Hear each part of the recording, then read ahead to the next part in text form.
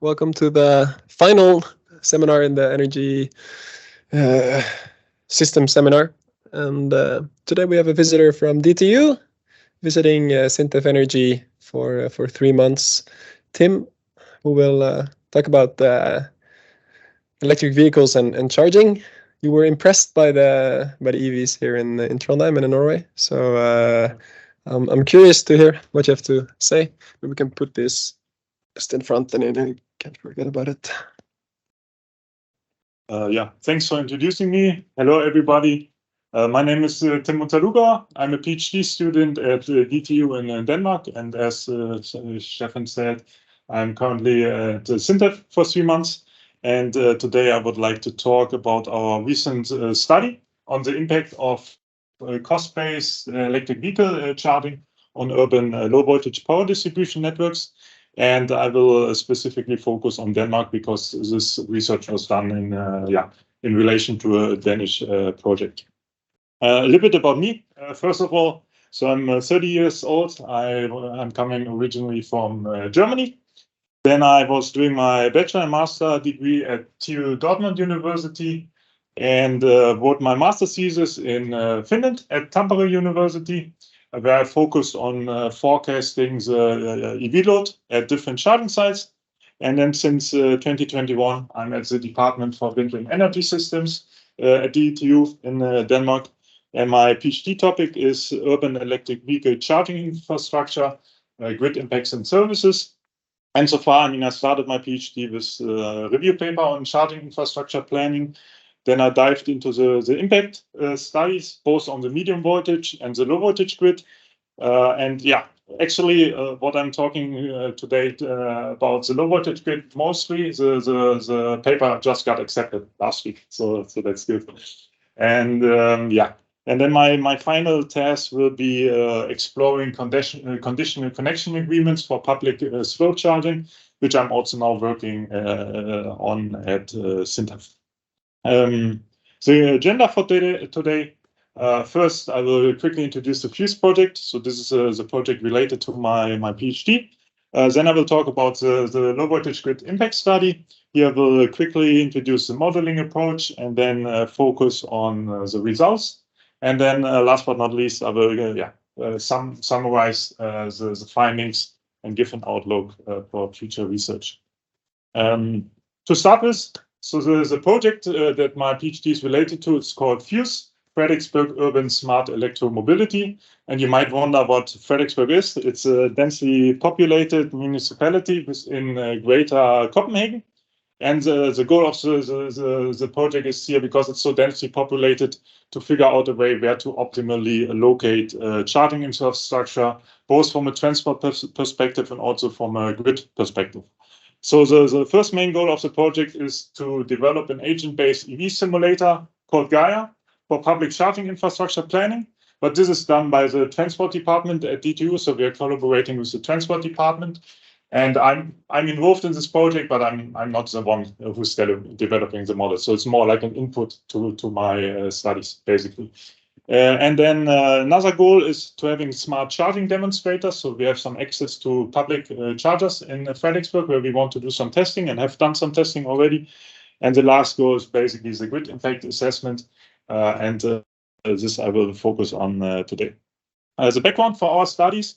The motivation compared to Norway, we are quite still at an early stage with the EVs. So at the end of 2022, we had around 8% EV market share, but this includes both fully electric cars and plug-in hybrids.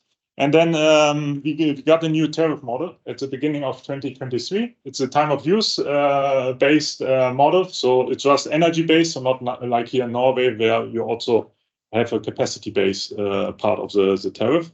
And the energy crisis was a big part also, because we saw that people now finally becoming more aware that electricity prices change hourly and become more interested in smart charging. And a lot of operators in Denmark also now offering this service, and also look into multi-day forecasting, basically, which could cause some problems with synchronization of charging, which we wanted to explore in relation that there was little focus on the research on the impacts of solely user-centric smart charging. The two case studies that we have, so the medium voltage grid, here we assess full electrification, home and workplace charging, and use the deterministic modeling approach.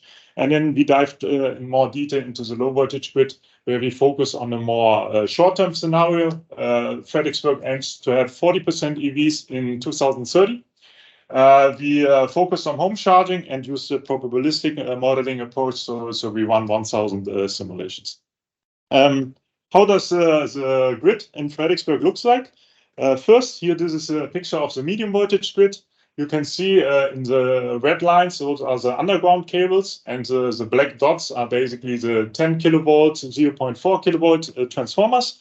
And then we dived into three areas on the low voltage grid: low voltage grid 1, low voltage grid 2, and low voltage grid 3, basically.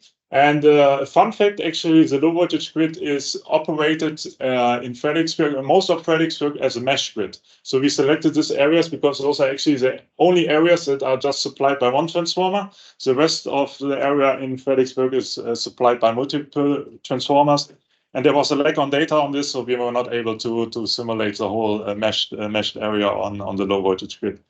And now I would like to dive a little bit into the modeling approach. First, low voltage grid modeling, what you saw in the picture before, and the baseload modeling. So the first step was the grid topology modeling. Here we got the grid topology in form of from the GIS system. So the DSO in the project, so they don't have a model on the low voltage grid. They have all the data in the GIS system. And then basically here in the red star is a transformer. Then the blue are the cable cabinets. And then actually we have a lot of cable maps that is actually connecting little segments of cables even between the cable cabinets, which made it a little bit hard to model also because sometimes load are directly connected to the cable maps instead of the cable cabinets. And then in orange, the underground cables, and in green, the household cables, so connecting cable cabinets with the households. And the green cables we were not able to model because we didn't have enough data on the characteristics of the cables. And another problem is that in the GIS system we had information about the cable size and material, but we didn't have any information about the electric characteristics of the cables. So basically we had to match the cable with some cable types from a catalog in order to derive the electric parameter for the simulation. And then we modeled this in Power. And the next step was the baseload modeling. And here again, we had a lack of data because radius, so the DSOs called radius, they didn't have specific information how many apartments and detached houses are connected to the cable cabinets. So we knew approximately how many are in the total network, but we didn't know how many are connected in the certain areas. So what we did is we used the green lines basically, and then use OpenStreetMap, selected the address, and then we have a Danish address registry in Denmark where you can actually see how many addresses are registered to this address basically. And then we assumed if there's one address, it's a detached house, and if there are multiple addresses, then it's apartment buildings.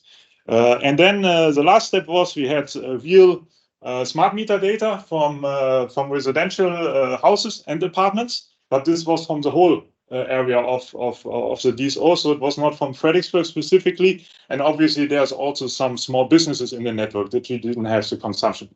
So what we did is then we used, so for example, in yellow is the measure transformer loading in January, and then the sample base load in purple. So you can see there's quite a huge gap. So we calibrated the profiles to match the base load of the transformer. And then for each simulation, basically, so we run 1,000 simulations, we sampled the base load or the profiles, basically, so we derived a different base load for each simulation one. The next step then was the EV load modeling. Here, the first step was basically to derive how many cars are in the network. We didn't have information about that. So we used different type of information, Denmark statistics and travel, the Danish National Travel Service survey, to derive basically a distribution of cars per apartment and single family house. And then basically for each simulation, we sample how many cars are connected to the network. And this obviously changes then also for each simulation. The next step then was to determine where are EVs connected. So we sample 30% of the cars that are in the network. We sample the location, so also the location change for each simulation. And then we use the Gaia model, so the agent-based model. And for each EV in the network, we basically sample one of the agents. And this gives us two types of information. First, the home parking conditions. This is also based on the Danish National Travel Survey. And if the agent has a good home parking condition, then we assume, so for the private parking lot, for example, we assume that they could install a private home charger there and they would charge at home. If they don't have good parking conditions, then basically they are not able to charge at home and they are discarded for the simulation. Then the next step was with an input of the charging scenarios and the charging events that we derive from the agents. We basically select how many EVs are charging on a given day, because the agent-based model also has a model on how often the cars charge, because on average they drive 30 kilometers a day, so they wouldn't charge. On average, they charge every third or fourth day. So not every car that has home charging will charge on a given day. And then last, we assumed 11 kilowatt home charging and basically then derived the EV demand. And a little bit about the charging scenarios to give you an overview and the coincidence factor of charging. The scenario 0 is a baseline scenario without EVs, just to see the state of the grid without EVs. Scenario 1 is also kind of a baseline scenario, still uncontrolled charging. What happens if people continue to start charging when they arrive at home? And then our cost-based charging scenario, first scenario purely based on time of use. So basically just shifting charging without the dynamic smart charging. And you can see here there's a new time of use tariff, which was introduced in January 23. We have 3 periods. The peak period is from 5 to 9 in the evening. And then you have the low period between midnight and 6 a.m. in the morning. The third scenario was a cost minimized scenario where we basically optimize the charging according to both spot price and the time of use tariff. And our fourth scenario, and those scenarios are based on the assumption that not each car will charge on a given day.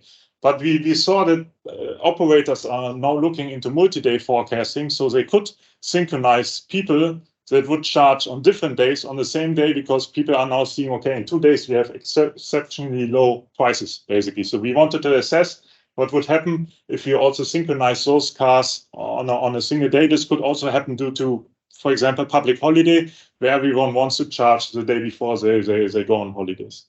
The coincidence factor, so the coincidence factor we defined as a share of cars that charge at a given point of time in relation to the total number of EVs that we have in the network. You can see for uncontrolled charging, it's the peak is in the peak hours when people come home, but it stays below 20% in extreme cases. And then when we have time of use based charging and smart charging, we can see an increase in coincidence factor. It goes up to 30% in extreme cases. And it's shifted to the night, because now you synchronize the charging basically doing as a low price periods. And then so for scenario 4, we can see a huge spike in coincidence factor, because now more cars are charging on a given day. And you have a different scale of the axis. So you can you see that the coincidence factor in extreme cases goes up to 80%. What does it mean now for our impact on the grid? First, we assess the transformer loading, and to give you first of all an overview of the original picture. So this is without EVs, and in the red solid line is the technical limit of the transformer, but also the DSO is operating on a N-1 security limit. So actually they say 66% loading is where they already look into reinforcing the transformer.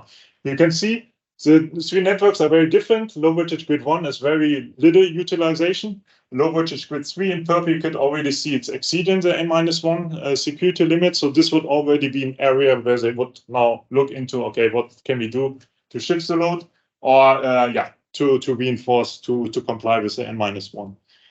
Then uncontrolled charging, you can see now the peak loads obviously increase, because the cars, for instance, with the peak in the system, we run into congestions for low voltage grid 3, and also low voltage grid 2 has now N-1 security issues. Then for time of use based and cost minimized charging, we can see we shift some of the loads to the night, but we also see now secondary peaks during the night. You can see the likelihood, the magnitude of overloading goes down. However, those charging strategies are not fully able to mitigate the impact on the transformer. And then now scenario 4, we can see we have a huge problem. Now in each grid, basically, we run into congestions or can run into congestions, and also you can see the magnitude. I mean, you can reach up to 300% loading of the transformer, so that could pose a major issue.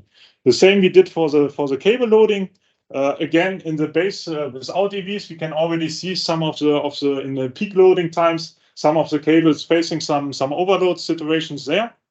When we now have uncontrolled charging, obviously this increase, a little bit more cables become overloading, but yeah, the impact itself is not so big.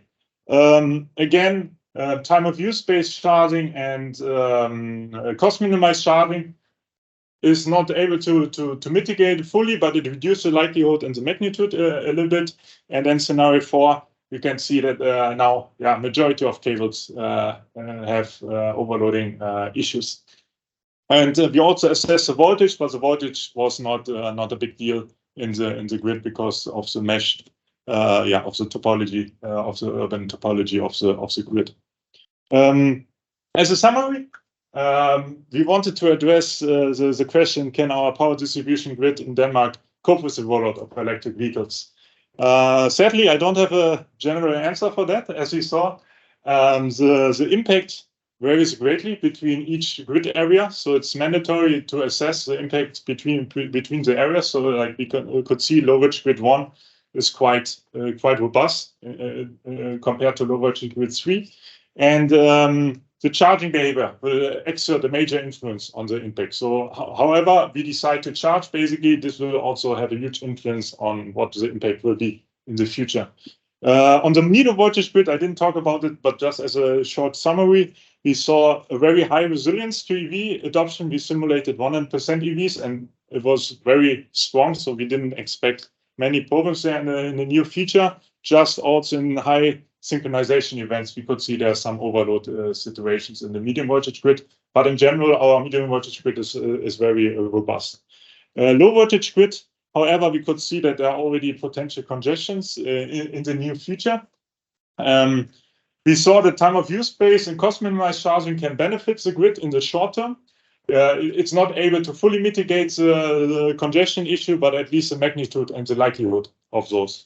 And we saw that there's a huge problem with synchronization. So it's a major challenge, which, I mean, obviously need to be addressed. And for the future research, the question is how to mitigate or deal with those synchronization events to avoid severe congestions and obviously then like a high societal cost incurred in this synchronization. I mean, one way, obviously, to counteract this is probably what Norway is trying to do with also like a tariff, like a power component in the tariff. But then it's also obviously a matter of how high is the spot price, how high is the tariff, if people then actually, so it's like it's a big question how to deal with that and how to incentivize that we are not becoming too smart, so that everyone now starts smart charging at the same time. Then we could have some issues. The references are here, and I would thank you for your attention, and thanks, and I'm open to any questions now.